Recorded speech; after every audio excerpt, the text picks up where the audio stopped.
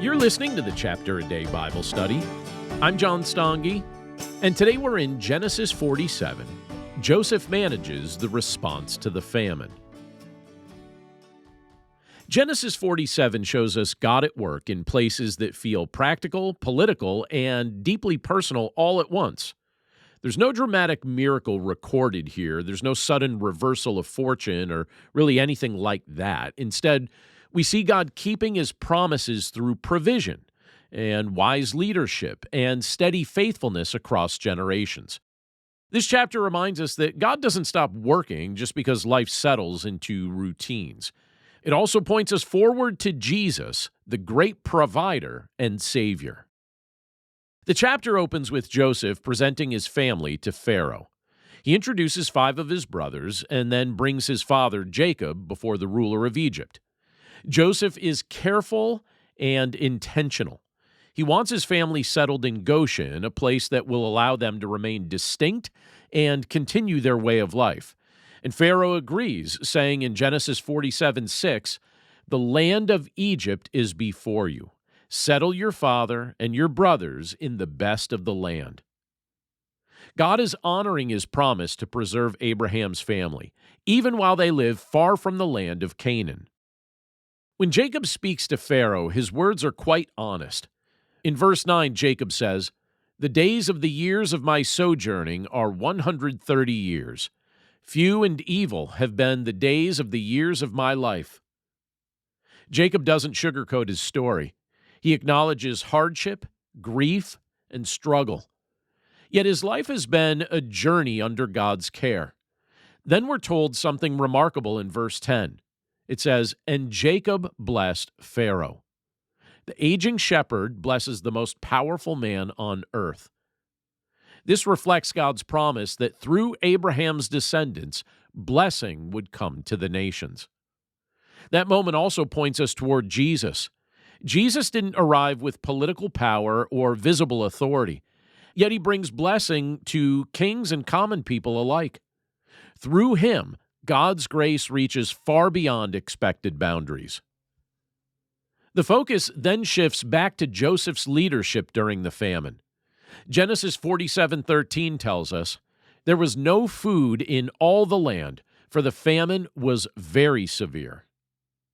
Money runs out, livestock is traded, land is surrendered.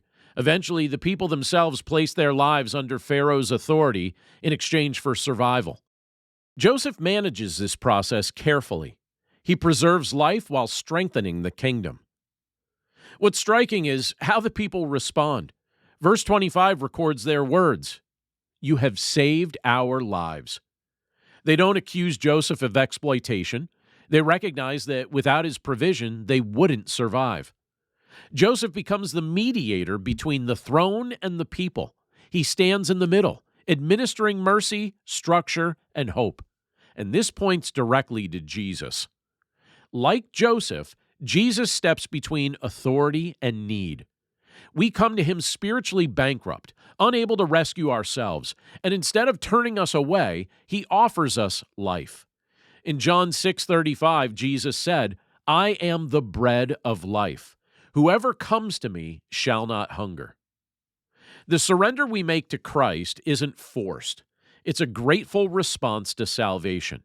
We trust him because he's already given us what we couldn't provide for ourselves. Joseph also establishes a lasting system. The people will give a portion of their produce to Pharaoh and keep the rest for their families and future planting. Life goes on. There's work to be done. God's provision doesn't remove responsibility, but it makes responsibility possible. Meanwhile, Jacob's family thrives. Verse 27 says, "They gained possessions in it and were fruitful and multiplied greatly."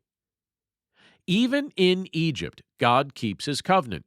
Growth and blessing continue, just as God promised Abraham long before. As the chapter closes, Jacob's focus turns toward the future. He knows his life is nearing its end. Verse 29 records his request not to be buried in Egypt. His heart is fixed on God's promise, not on Egypt's comfort or security. He believes God will bring his family back to the land he promised. That forward-thinking faith points us to Jesus again. Jesus lived every moment with his eyes fixed on the Father's will. He trusted God's promises completely, even when obedience led him to suffering. He knew death wouldn't be the end. Resurrection and restoration were coming. Genesis 47 teaches us that God is faithful in seasons that feel administrative or heavy or slow-moving. He provides through wise leadership. He blesses through unexpected people. And he keeps his promises, even when his people live far from home. Ultimately, this chapter prepares our hearts to trust Jesus, the true and greater Joseph. He preserves our lives, invites our trust, and leads us into the fulfillment of God's promises. Thanks again for listening to today's episode of the Chapter a Day Bible Study. For more resources to help you in your walk with Christ and your understanding of the Bible, please visit my website at BibleStudyHeadquarters.com. And if you'd like to partner with me by becoming a supporter of this ministry, you'll see a few options to do so, again, at BibleStudyHeadquarters.com or in the description of this episode. As always, thank you for your prayers, thank you for your support, and thank you for your willingness to share this content with others. Have a great day, and I'll see you again right here tomorrow.